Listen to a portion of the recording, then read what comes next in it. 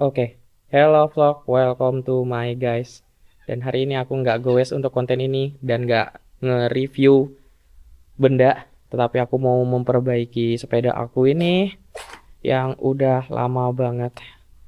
Aku sering banget ngevlog pakai si Premier ini sambil goes, dan di bagian bebeknya pasti ada bunyi dan aku nggak tahu sumber bunyinya dari mana.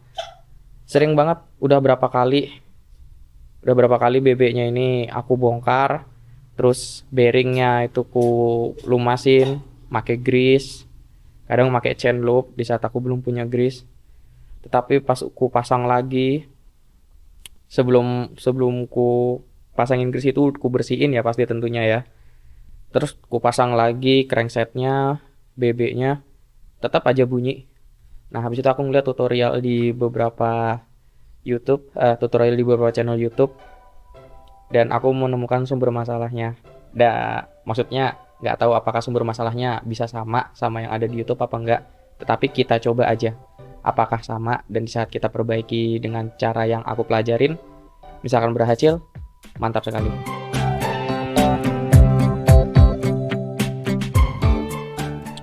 Oke, dan ini adalah beberapa alat yang bakal aku pakai sesuai dengan yang aku pelajarin. Di sini ada tab apa? Beberapa orang ada yang bilang ini plester untuk pipa, dan aku ada dua. Ini yang lama, ini yang baru. Walaupun sudah berdebu juga, baru belum pernah dipakai lebih tepatnya. Kalau untuk barunya sama aja ini. Habis itu yang lama ini bakal aku pakai duluan pasti, penghabisan juga. Terus itu ini ada grease buat melumasin bearingnya mungkin. Tapi nanti di tutorial kayaknya banyak yang bakal dilumaskan selain bearing. Ini tentu aja kunci BB, khususnya BB kotak kayak gitu. Habis itu ini alat untuk melepas crank arm dari BB kayak gitu. Alat untuk melepas crank arm. Oh iya. Nah, habis itu ini alat yang dibikin sendiri. Oke, kita lanjut lagi. Selanjutnya ini adalah alat yang aku akalin. Ini bautnya nggak tahu dari mana. Habis itu aku minta las. Nah, ini baut dari crank arm sebenarnya. Sambung. Jadi ukuran ini sama ini beda dratnya. Nah, ini dilas supaya panjang, dan fungsinya untuk melepas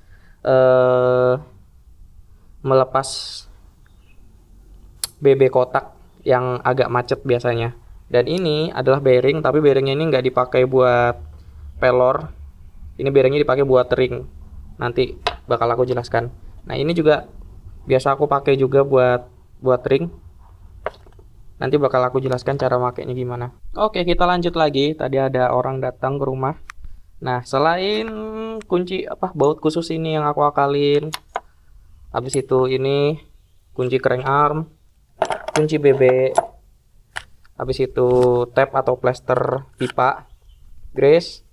Udah pasti kunci L atau toolkit ya. Ya, walaupun ini bentuknya bukan kunci L, tetapi beberapa orang tetap ini menyebutnya kunci L ya. Aku mungkin biasa bilang ini kunci hexagon karena di sini segi 6 kan bentuknya. Atau orang rata-rata bilangnya ini toolkit. Jadi toolkit pasti bakal kita pakai karena sepeda itu tidak luput dari baut-baut yang perlu menggunakan toolkit dengan bentuk hexagon. Habis itu ada kunci pas. Di sini ada dua macam kunci pasnya. Sebenarnya ini lebih kuat yang pendek ini. Dengan ukuran yang sama ya. Kita membutuhkan ukuran 24 ini untuk memasukkan kunci dari BB kotaknya itu. Nah, di sini juga ada kunci 24, tetapi tulisannya tidak terlalu kelihatan. Oke. Nggak perlu kelihatan. Oh, di sini ada tulisannya 24 Yamaha. Mantap sekali. Kayak gitu. Ini juga sama. Kunci 24 ya. Tetapi kurang panjang, dan kalau misalkan kita nggak kuat pakai kunci ini, baru kita pakai kunci yang panjang ini kayak gitu. Dan nggak lupa kunci Inggris, kunci fleksibel yang bisa dipakai untuk semua ukuran kalau misalkan kita perlukan. Oke, langsung aja kita lanjut untuk membongkar BB kotaknya.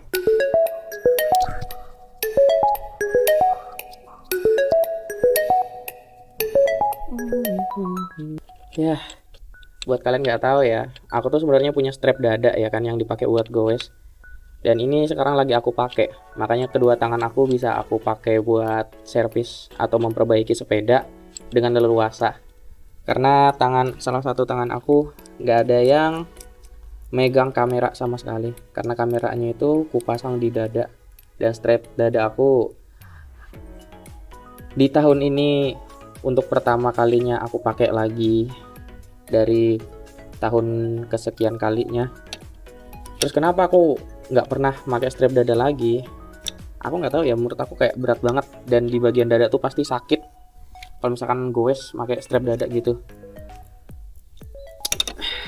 Di beberapa sepeda ya, menurut aku ya, kayak si Premier yang aku servis ini atau si Premium, itu misalkan gue pakai strap dada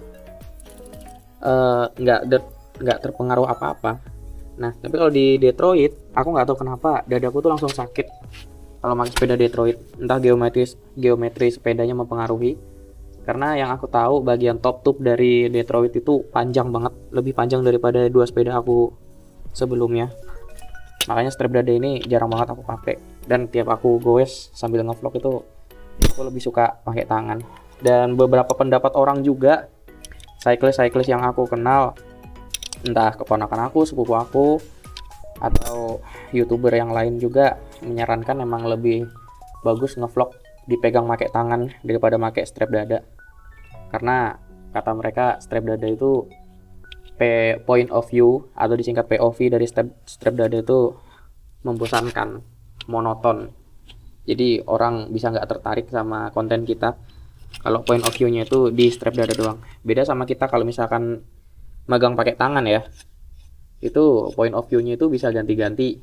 Entah kita sorot ke muka sendiri, sorot ke jalan, sorot ke temen cyclist kita kalau kita goes bareng, nggak goes sendiri, nggak solo ride gitu kan. Seperti itu. Kita balik. Wah.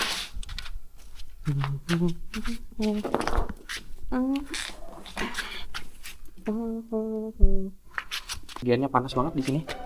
Tiba-tiba banget mataharinya. Kita pinggirkan dulu, kita majukan.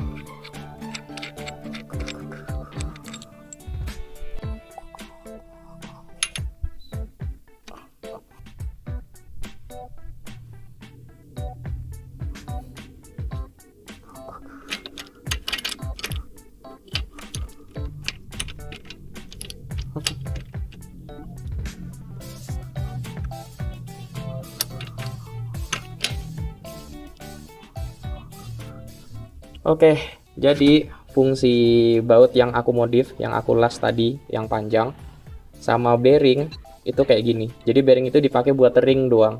Kalau kalian punya ring, kalau kalian punya bearing sepeda motor apapun itu, bisa kalian pakai buat ganjelin bautnya ini. Seandainya kalau bautnya itu nggak kepanjangan, mungkin bearing ini nggak perlu dipakai.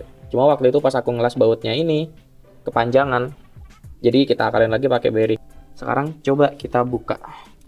Wah, gampang banget ternyata. Biasanya kalau keras tuh aku injek sepedanya tuh, remnya tuh aku pencet, habis itu aku injek kuncinya. Tapi untuk kali ini karena lagi sering aku bongkar bebeknya, jadi baut atau drat dari bebeknya ini sangat gampang dibuka menurut aku. Oke, kita lanjut.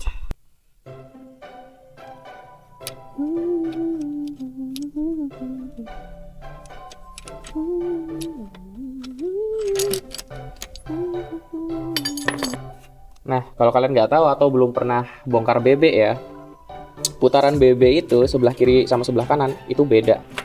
Nah, ini yang di sebelah kiri sepeda, putarannya itu searah jarum jam, berkebalikan dari putaran jarum jam. Salah tadi. Nah, jadi ini sama kayak baut muternya, sama kayak baut-baut pada umumnya. Kalau ngencengin, kalau kita patokannya di bagian atas itu kalau mengencangkan baut ke kanan, kalau longgarin ke kiri. Nah, sebelah kanannya itu beda. Putarannya kebalik kalau sebelah kanan. Kita balik dulu sepedanya.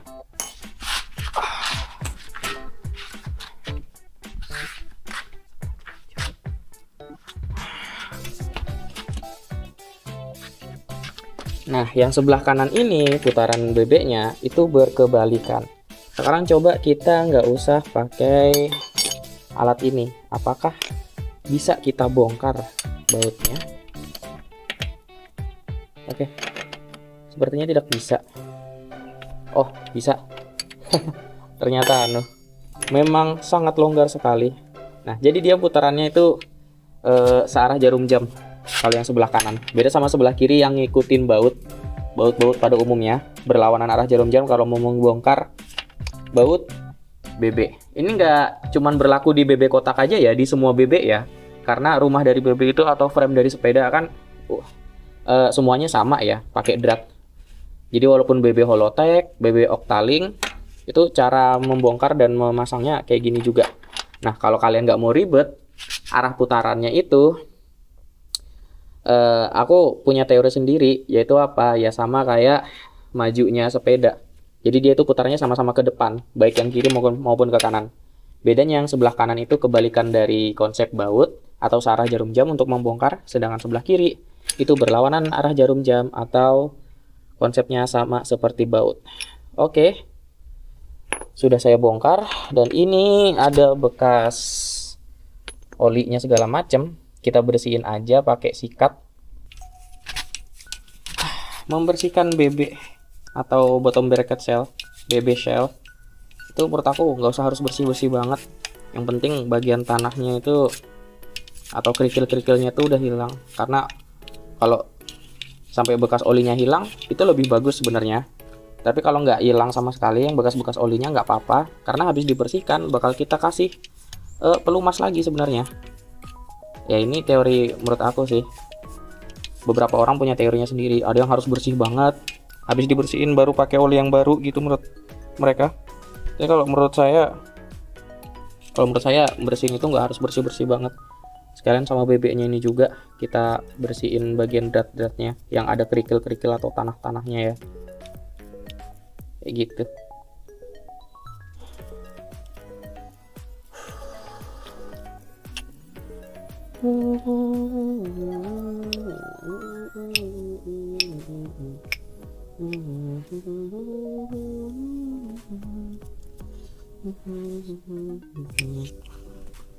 Oke, kita lanjut.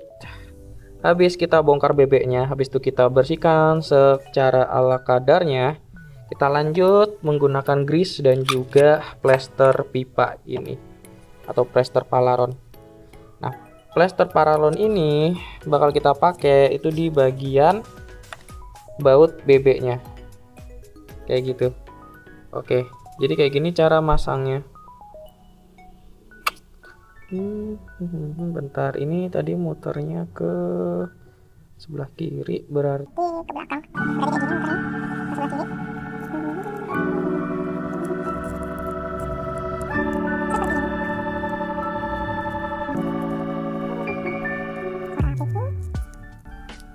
Gak usah tebel-tebel.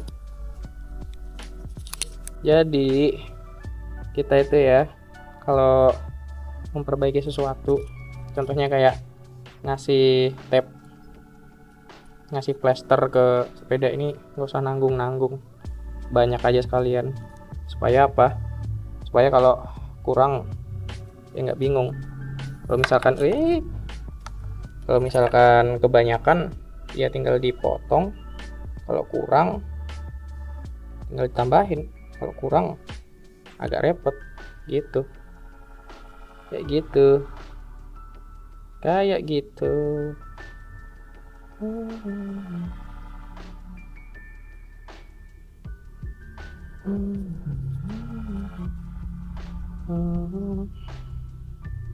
Oke, kita lanjut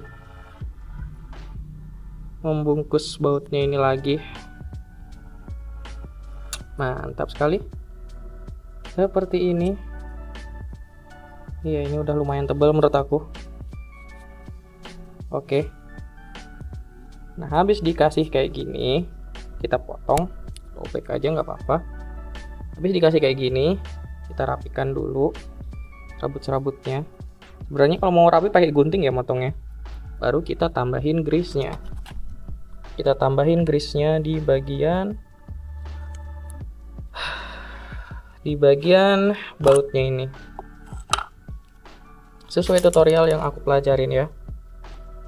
Tadi yang jatuh tabnya ya, plasternya ya. Nah, karena aku memasang bautnya ini, oke nggak usah banyak-banyak ya, ini aja kebanyakan menurut aku. Karena aku masang grease-nya ini, karena aku masang grease sama tabnya ini di bagian baut BB, itu menandakan kalau diindikasikan kalau sesuai tutorial yang bunyi itu bagian BB-nya ini. Makanya aku pasang di sini. Habis nanti kita tes apakah bunyinya bakal hilang. Tetapi kalau bunyinya tetap sama berarti indikasinya salah, berarti nggak sama antara sepeda yang aku lihat di tutorial sama yang penyakitnya yang ada di sepeda aku. Kayak gitu. Kita tambahin grease di sini. Kayak gitu. Oke, mantap sekali. Kita lanjut buat yang ini juga. Kita pasang plester ini juga di sini.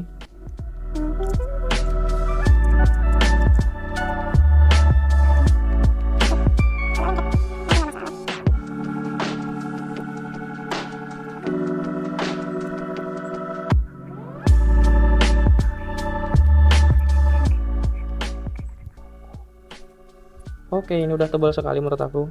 Kita sobek. Mantap sekali. Habis disobek, kita tambahin grease-nya lagi seperti tadi. Bentar. Wah, putarannya salah tadi. Tapi nggak masalah. Ini kan muternya nanti ke belakang. Tadi harusnya muternya ke sini, bukan ke sini. Nah, nggak apa-apa. Nggak masalah. Nggak masalah.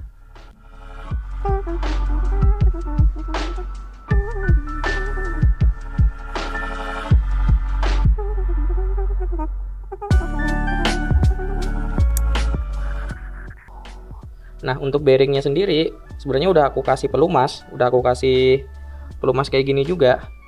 Terus yang bagian kanan ini bearingnya lumayan susah ngelepasnya, nggak tahu kenapa. Sedangkan di bagian kiri, ini kan yang tengahnya ini kan besi ya. Untuk masang sama ngelepasnya tuh gampang gitu ya. Nah, yang sebelah kanan itu agak lengket. Jadi bearing yang di sebelah kiri itu ngelepasnya agak susah. Nah, jadi kita untuk konten kali ini kita kasih grease-nya itu di bagian bautnya aja. Nah, kalau sudah kayak gini kita pasang. Habis itu kita tes apakah seberpengaruh itu. Ingat ya, yang ada payungnya atau yang lebih lebar ini pasti sebelah kanan, sedangkan ini adalah sebelah kiri yang gundul, yang nggak ada ininya, sudut ininya. Kayak gitu kalau kita masang BB kotak. Lanjut.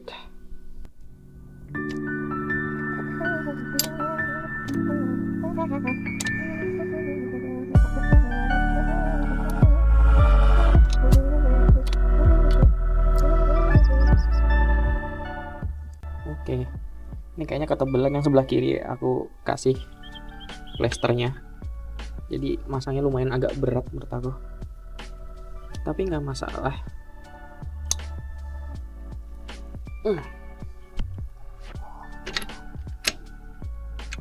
Oke, sudah lumayan kencang.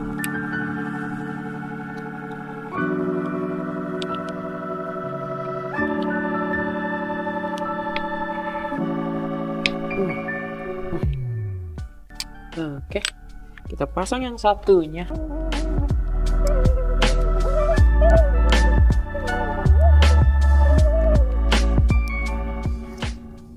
Mantap sekali.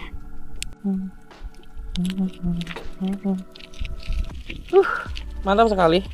Kalau didengar udah nggak ada suaranya lagi ya menurut aku ya. Beda sama pas aku goes kemarin-kemarin. Kita beratkan coba giginya sambil aku beratkan ya.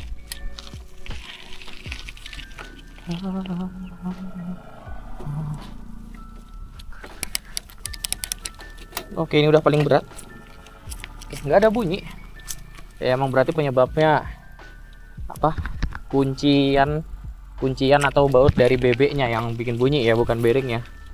Karena dari kemarin aku ngebongkar baik yang Premier sama Detroit itu salah mengindikasi, salah mendiagnosa kalau bahasa rumah sakitnya ya, bahasa farmasinya.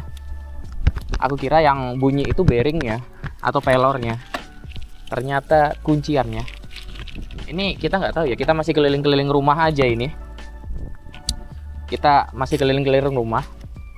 Kalau misalkan nanti perjalanan jauh, goes-goes kayak biasa, apakah bunyinya bakal kambuh lagi atau tidak sama sekali? Kalau misalkan kameranya kita dekatkan, suaranya kemungkinan nggak ada.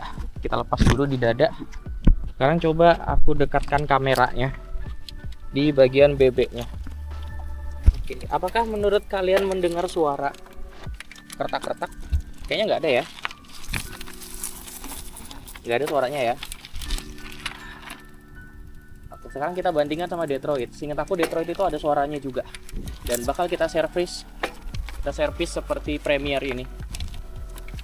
Mantap sekali.